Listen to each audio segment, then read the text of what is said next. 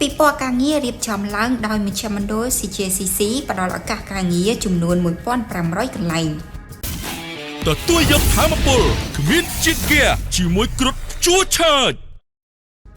កម្មវិធីពិព័រណ៍ការងារដែលរៀបចំឡើងដោយមជ្ឈមណ្ឌលសហប្រតិបត្តិការកម្ពុជាជប៉ុនមានរយៈពេល2ថ្ងៃចាប់ពីថ្ងៃទី6ដល់ថ្ងៃទី7ខែមីនាឆ្នាំ2026ចាប់ពីម៉ោង8ព្រឹកដល់ម៉ោង5ល្ងាចមានឱកាសការងារជាង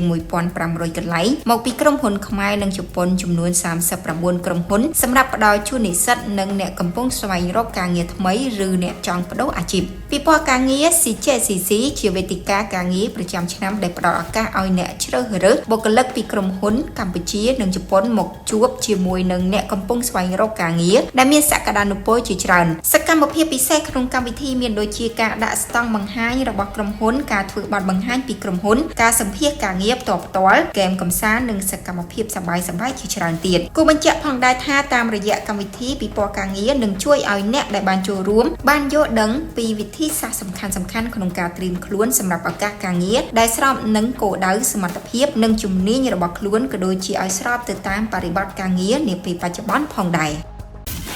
ទទួលយកធម៌ពលគ្មានជាតិហ្គាជាមួយគ្រុឌជួឆើត